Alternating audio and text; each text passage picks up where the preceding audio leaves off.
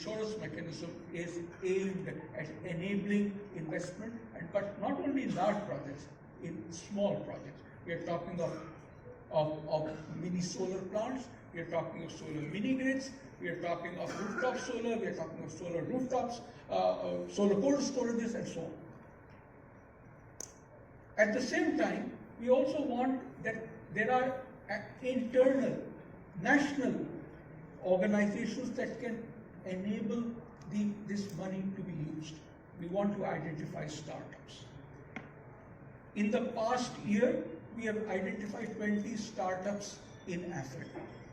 We are working with them on bootstrapping camps to help build up their capabilities in terms of enabling them to receive monies, equity investments. We are to help them develop technological partnerships, to help them with brand building. We would like some of these 20 to become the Amazons of tomorrow, providing solar products and services in Africa. And most of all, we are also focusing on the next challenge in solar, which is to use hydrogen as a carbon-free fuel where you can't use electricity. Green hydrogen is important for us, and we are therefore looking at sharing information that countries of the world are doing on hydrogen, providing the training that is needed for green hydrogen, trained professionals to come into the market, and for matchmaking of developers of green hydrogen with the suppliers of finance for green hydrogen. These are the kinds of issues that are there on the assembly as we meet now. But without further ado, let me introduce the president of the International Solar Alliance and then the co-president, who are the ministers respectively from India and France respectively. And then I would request all the other ministers to briefly, for a minute or two, talk about their views on solar and how the Solar Alliance can help them. And we then look forward to your questions as well. Sir.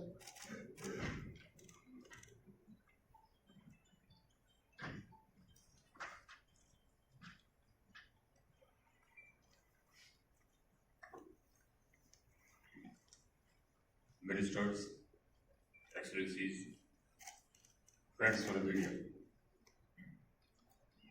The International Solar Alliance has emerged as a force for the good in this world. As the Director General informed me, we in fact already have 120 member countries.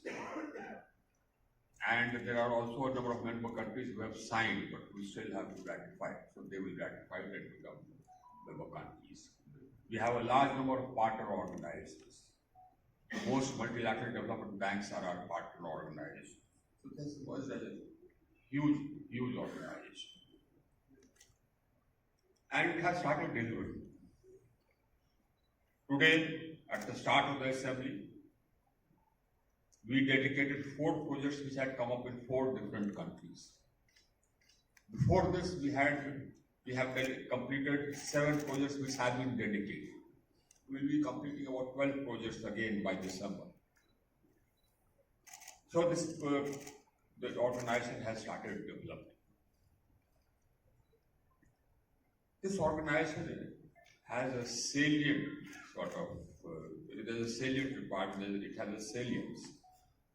The reason for this salience is this, that there are about 733 million people in this world who do not have access to electricity. Now we, in the International Solar Alliance, believe that it is our mission to ensure access to these people and ensure access using renewable energy, using solar energy. In renewable energy, solar has the most potential, it's the best because it's available for a longer period of time, both in terms of seasons as well as in terms of number of hours per day. Today itself, when the 4 projects which were inaugurated, one was solarization of Parliament Building, the other was solarization of health centers. We've solarized schools, health centers, parliament buildings across different countries in Africa, mostly in Africa.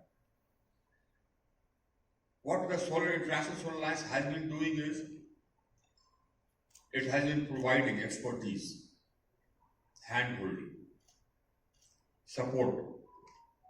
It provides training support. It has set up training centers in countries across Africa so that technicians can be trained. It has a program for viability gap funding so that projects which come up in the developing countries, viability gap funding is available. Today we decided, all of us, all the honorable ministers here, together we decided that we'll increase the viability gap funding from 10% to 35%. So this will enable more investments to flow into Africa. Today we also discussed how we can replicate what we have done in India, in other countries, the regulatory mechanism, the techno-regulatory framework which we have put in place, which has enabled investments to come in India. We'll share that experience with all the countries so that a similar techno-regulatory framework, etc., can be replicated along with this, dispute resolution mechanisms and payment security mechanisms, so that private investments can come. Because without private investments, by public investments alone, we cannot ensure universal access to electricity, because no country has enough money to set up all the capacity which it needs. Private sector investment is essential. Investments can come. For de-risking that investment, the International Solar Alliance has set up a fund which will de-risk investments in these countries, in the developing countries. So that fund has components, as the Director told you. It has an insurance component. So that insurance component ensures the project which is set up. It has a payment security mechanism component, so that whenever any generator generates electricity and supplies electricity, payment security is ensured. Now, with these mechanisms, and also after putting these regulatory mechanisms in place, with these mechanisms, we are certain that investments will start flowing into Africa, especially those countries which have problems of energy access to all their people.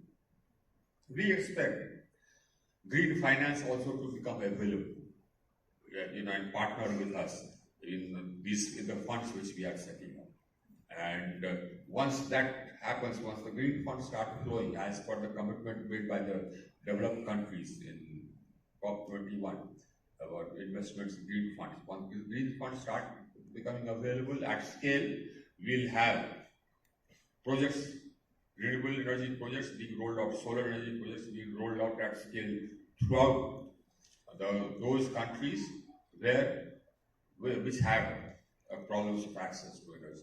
You can't have any development without access to energy. So this is the key. And the International Solar Alliance has been formed to make it possible. We believe that climate action is just not going to happen unless we solve the problem of energy access. You can't have any energy transition unless and until you solve the problem of energy access. Access first and then transition, or access using green energy. That is our philosophy. So that unless you solve this problem, the climate action will not really work. And that is the problem which the International Solar Alliance is there to address.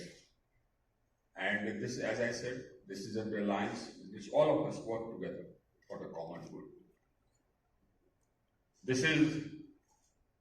With this organization, I think it is one of the most critical organizations as we take on the challenge of global warming. Thank you. I would expect all my colleagues, honorable ministers, to inform you about other decisions which we took. We also took decisions to strengthen the organization by adding more posts. And yet, yes, we also are a totally transparent organizations. All appointments are totally transparent by all member countries, etc. So we decided to strengthen the organization further. We'll have further deliberations in the afternoon. And we are moving forward. the transmission lines has emerged as a force, which will help the energy transition and energy access. Thank you. I'd like to say that it was an honor to open and co-chair the 6th Assembly of the International Solar Alliance by your side. I want to thank India for taking the lead on the global call for renewables and especially for solar power. And Minister, we are thankful for your G20 presidency, which showed the adoption of a common goal to triple renewable energy capacity by 2030. Thank you very much. This is an ambitious project, and we are happy that your presidency achieved this goal. And we are going to push with you this goal together at COP28 in Dubai in a few weeks. Ladies and gentlemen, the solar revolution is already underway, and the creation of this alliance at COP21 in Paris in 2015, the initial challenge was different. The initial challenge was to lower the cost of solar and to stimulate investment. Today, solar has won this battle. Solar is cheaper than any fossil fuel alternative, and investments have increased massively. $1 billion per day is being spent on solar investments. So solar and renewable energy have also won a more political battle, if I can say, the narrative, because with the climate disaster that are more and more frequent, with the consequences of Russia's aggression against Ukraine, with the current situation in the Middle East, we, all of us, realize that solar and the renewable energy sources are key building blocks of energy sovereignty, industrialization, and of course, global geopolitical stability. During the state visit of Prime Minister Modi in Paris in July, energy security was one of the main pillars of the Indo-French Partnership for the Planet that we launched. So we understand that the question of energy is key. So, regarding the solar energy, the question now is not anymore if solar will boom, we know this, but the next step is how and to the benefit of whom. And that is when the International Solar Alliance comes into play. As the Minister said, we are 160 member countries. We join forces to make sure that this solar revolution equally benefits all countries and all population. That is what we are trying to focus on as co-leaders of the International Solar Alliance. We focus on two obstacles. The first one is the access to finance for developing countries. We cannot accept that the same solar farm is 2 times cheaper to finance in the United States or in Europe than in Africa, where there is need but also potential. So France wants to incentivize governments and the private sector to invest in renewables and storage solutions. And I can say that my country is very proud to invest in the future of its partners. Since the alliance was launched, the French Development Agency has channeled 1.5 billion euros to solar projects worldwide.